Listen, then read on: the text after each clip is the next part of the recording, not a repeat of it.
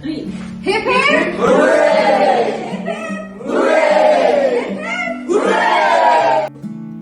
They say great leaders don't wait for change. They create it. And this week, we took that belief across borders. Day 1 was all about thinking smarter, exploring frameworks, solving problems, and learning to see challenges from new angles.